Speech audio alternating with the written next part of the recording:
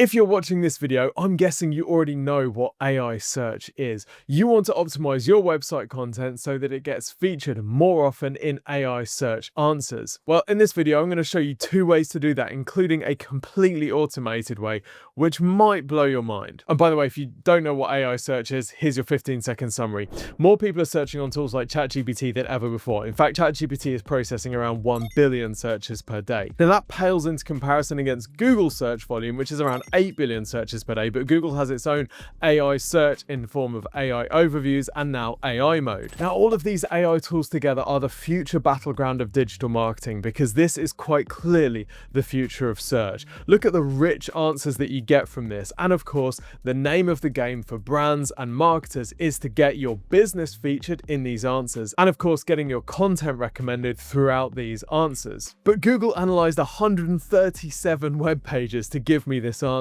So how do you make sure that it's your content which is being pulled through and recommended? Well, we're going to go through a process that you can use to do exactly that. I'm going to be using a tool called Profound. Profound is one of my favorites of this new breed of AI search tool that allow you to see how your website and how your brand is being recommended across all of these different AI tools, and it gives you suggestions on how to improve your visibility as well. But of course, whether or not you're using Profound, the process is basically the same. The first step to improving your content's visibility in AI search results is to understand how visible you are at the moment. So all of these tools have a visibility score and Profound is no different. So let's say that in the topics that you want to get featured in, there were 100 questions given to AI tools. A visibility score of 79% means that your brand or your website was featured in 79 of those 100 responses. And just in case you're like us, absolutely relentlessly competitive, you can see how you're scoring against all of your competitors as well. You can also see your share of voice score, which is how many times your brand or your business was featured compared to all the other businesses that were featured in all the other answers as well. Of course, you can do all of this analysis manually just by opening ChatGPT or Google or Perplexity, typing in queries and recording where your answers sit. Until tools like Profound came out, this was all we had, so it's a really good start if you can't afford to move into more professional tools like Profound. So that gives us an idea of overall visibility. But what we really want to do with our content plan is we want to start working out which topics we are most visible for and which topics we need to work a little bit harder on. And that's where this section at the bottom comes in, visibility rankings by topic. And here you can see a table of all of the visibility rankings by each individual topic. So for example, Vanguard is doing really well for these topics here, but when it comes to robo-advisor, it still has a little bit of work to do. We can click to expand that and we can see the subtopics underneath robo-advisor that Vanguard is doing well at and Vanguard's doing poorly at. So for example, top-rated robo-advisors. If this is an area that Vanguard wants to push into, we can see that Vanguard's visibility is nowhere near as high as it is for some of the other topics. So this might tell us that we've got an opportunity to improve our content around this topic to improve that visibility. At the moment, we're talking about all of these AI tools as if they're one homogeneous blob, but actually they all work slightly differently. If we go up to the platform section, we can deselect all platforms and maybe just focus on ChatGPT and see how that changes things. Now, these AI tools tend to have slightly different preferences for different types of content, so don't be surprised if you see your visibility change between different tools. Okay, so we understand our overall visibility. We even now understand our visibility for certain topics and subtopics, and maybe we've found some areas that we really want to focus our content and improve our visibility. What do we do now? The next step is to head over to the Citations tab. This starts to show us the articles that are being cited in these AI answers. Basically, the pages that these AI answers are linking to. And this is useful for 2 reasons. Firstly, if we know that they're being linked to, it typically means that the content from those pages is being summarized in the AI answer. That means if we want to increase our brand's mentions in the AI answer, ideally we want to be featured on these pages. But the second thing that this gives us is a model for the type of content that these AI tools are preferring to cite. That's really important if we want to make sure it's our content that is being cited. So let's take a look. So at the top of the page, we get this overall dashboard, which shows us the citation share. So how often we are being featured compared to competitors in the total number of citations. Then we get citation types. So this is split up between earned media, i.e. other websites that are mentioning you, owned media, your own website, social, and then competition. Now, I've got to say, these categories, at least in Profound, have to be taken with a bit of a pinch of salt here. We are looking at Vanguard.com, and we can see that here there are subdomains which are being treated as earned media rather than owned media, which obviously isn't quite accurate because we own Vanguard.com, or at least we do for the purposes of this video. So let's say that this robo-advisors topic was something that we wanted to drill into a bit more detail on. All we do is go up to the topics section and make sure that we're looking only at robo-advisors, and that's going to show us the top websites that are being cited most often in AI answers about robo-advisors. We can break things down even further. Let's say that we really weren't happy with our visibility on ChatGPT, well, we can head over here and just choose only ChatGPT, and that'll show us the top websites that are being cited about robo-advisors in ChatGPT. So this shows us exactly what we need to do if we're going to win in ChatGPT. So putting our Vanguard marketer hat on, what do we notice here? Well, the first thing that we notice is most of these are third-party websites.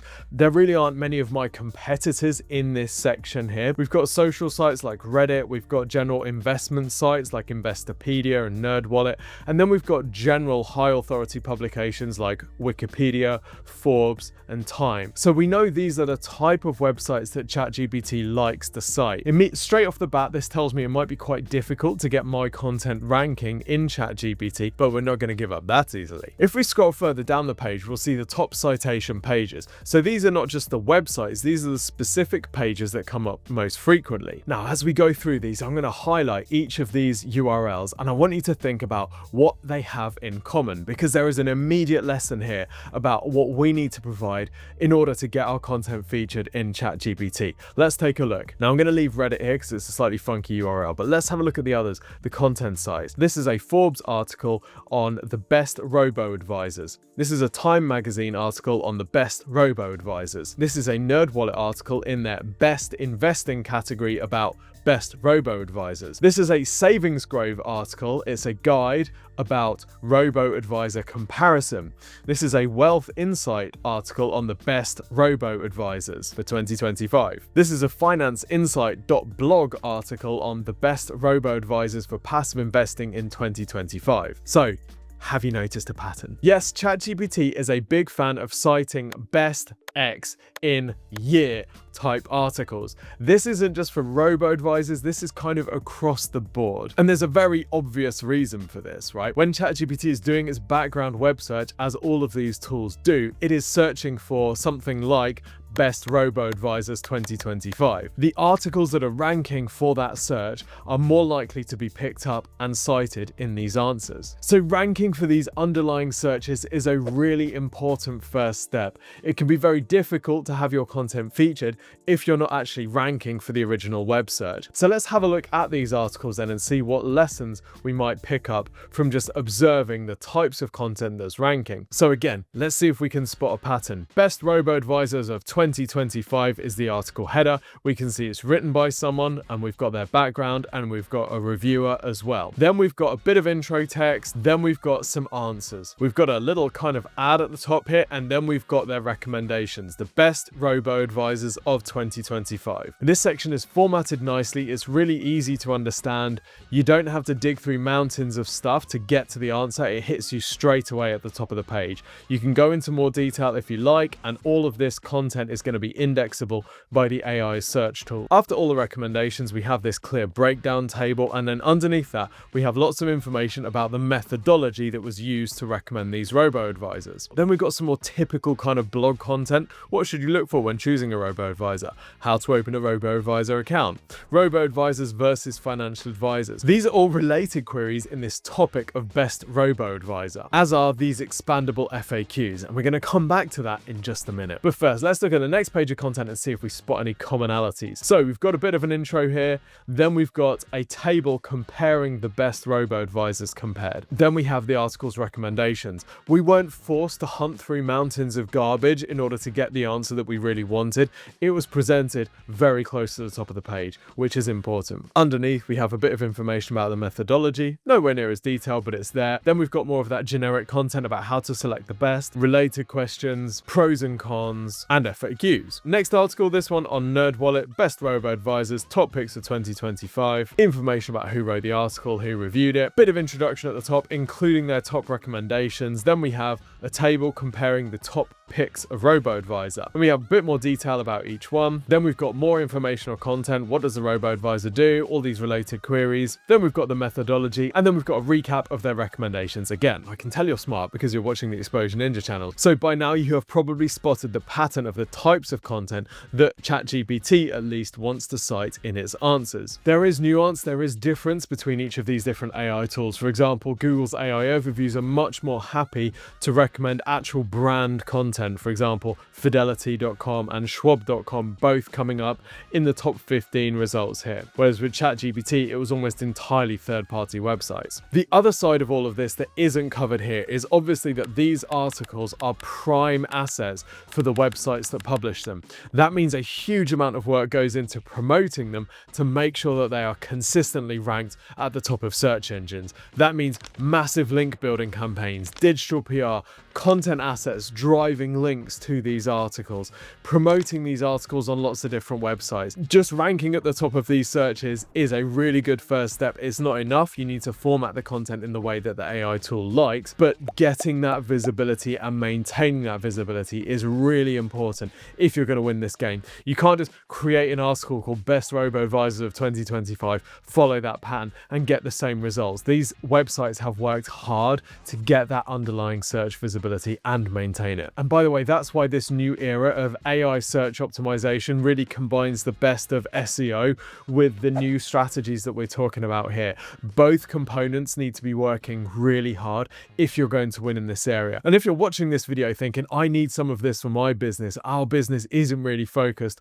on getting visibility in AI search tools, then the team here at Exposure Ninja can help you. We do something called the free digital marketing review, where we'll analyze your business's visibility across loads of different digital platforms, including ChatGPT and Google's AI mode. We'll then put together a prioritized marketing plan that you can follow to improve your visibility here, but also to increase the conversion rate of your website. This service is totally free. The team here at Exposure Ninja are world-class experts at exactly this type of thing. We've got clients recommended in ChatGPT. We've got clients that dominate the ChatGPT recommendations for their topics. So if you want some help with this, request your free digital marketing review at exposureninja.com/review. Now, not everybody is eligible, so you do need to apply for this, and I can't guarantee that you'll be accepted. But if you go to exposureninja.com/review, you fill in a bit of information about your business, about your website and your marketing goals, and if you are eligible, we'll send you a video showing you how to do this completely bespoke, all the analysis completely bespoke,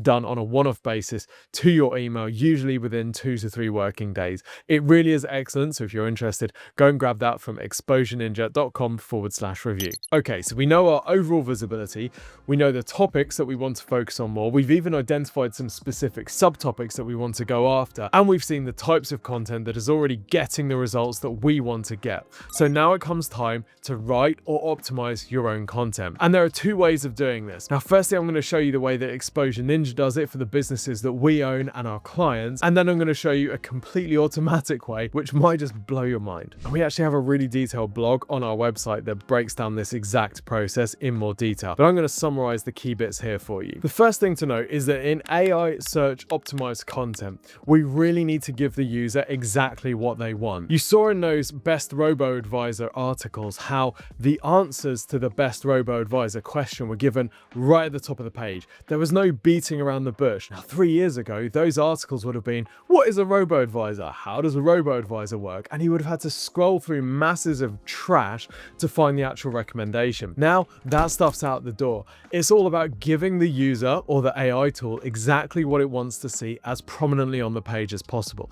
Cut to the chase. You also need to cover each topic in as much detail as possible. Remember how each of those articles gave the answers to related sub-questions as well. If we think about how these AI tools are actually working behind the scenes, when you ask a question to a tool like Google's AI mode, for example, it then breaks breaks that question into lots of individual queries, which it goes and runs in parallel, using a process called the query fan-out approach. Now, it runs each of these individual search queries, looks at the answers that are being generated, and then summarizes all of that information to produce an AI answer. So if you've got content that covers these topics in lots of these different angles, you increase your chances of actually being cited in the answer. This is also why these articles cover these topics in so much detail, including frequently asked questions and related questions as well, because they want to increase the chances that these AI tools are picking them. But it's not just enough to create some generic, dare I say, AI written content and hope that these AI tools are going to draw from that. Because if that content is generic, they could just produce that answer themselves using their own training data. What we're noticing most of these tools are increasingly valuing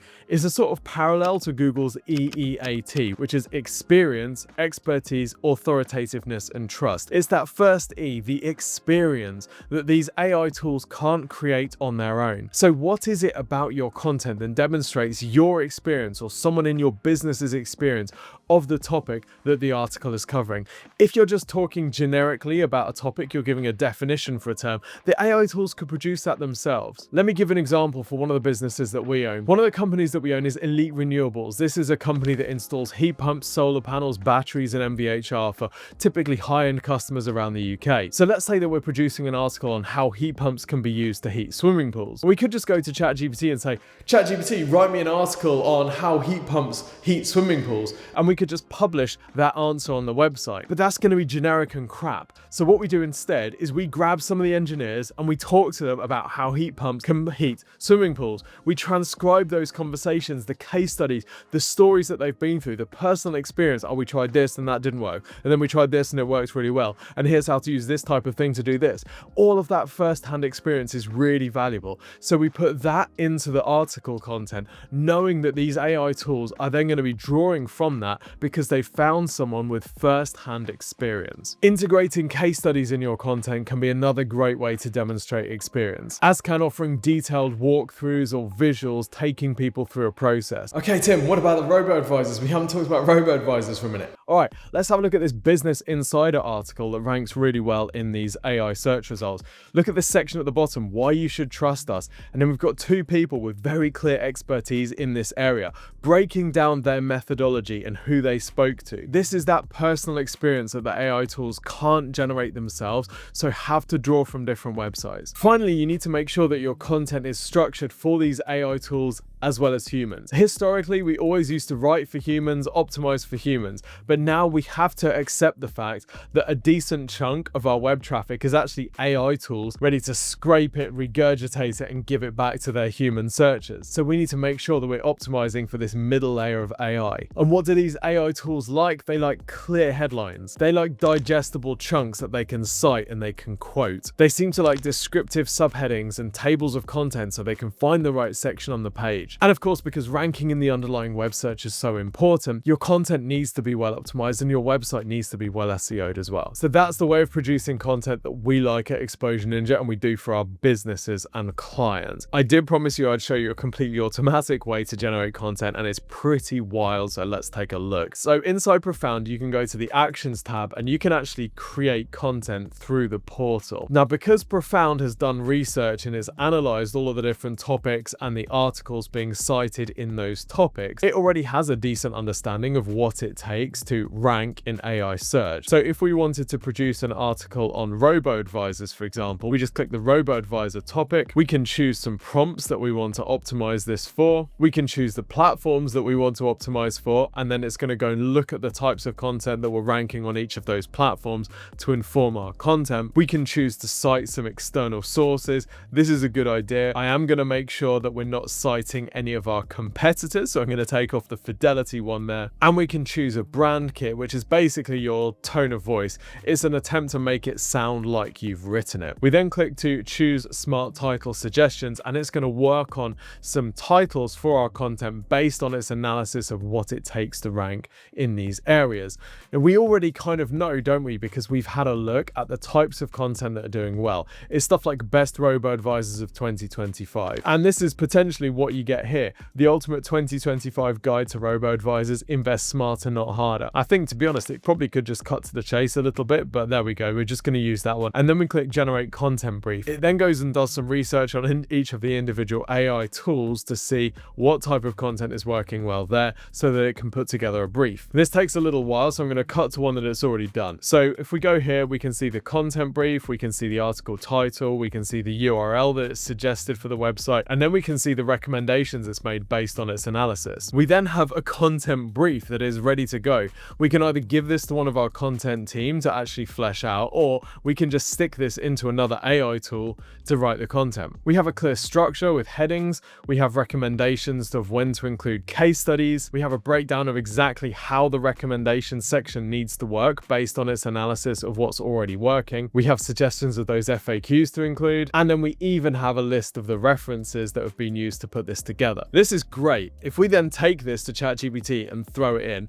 we are going to get something. But remember, you need to include that personal experience, those case studies, those stories, the knowledge from inside your business that comes from first-hand experience of the topics we're talking about here. If you just throw this into ChatGPT, you are still going to get generic garbage. It's going to be well researched, it's going to be well formatted generic garbage, but it is still going to be generic garbage. So my advice is to work with your team or work with your agency. You can use this structure and then use this to produce genuinely world-class content that you will be super proud to give to your customers. At the time of filming this, Profound also has a feature coming soon called Optimise, where you can upload your existing content and it can help you tweak it and optimize it for AI search based on the same research it's doing. All right, so we've covered how to find your existing visibility, how to find the gaps in topics and subtopics, how to analyze the content that's already doing well in AI search, and we've covered how to produce this content either manually or using the Profound given AI content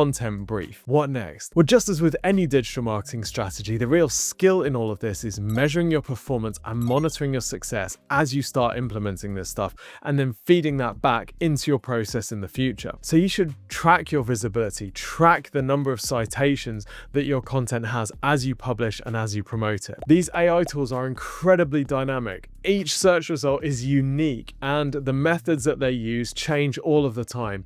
So you need to be equally dynamic to make sure that even if you've got that visibility once, you're maintaining it. And that means consistently checking your visibility, how often you're showing up for each of these searches, and your share of voice. Of course, the website content that you create on your site is only one very small piece of the puzzle. There is lots more to AI search optimization. If you're interested in all of that, check out this video on how to get ranking in Google's new AI mode. This is undoubtedly the future of Google search, and most marketers still don't really know what it is, how it works, or how to play the game. So watch this video, I'll give you a complete breakdown, and I'll see you next time.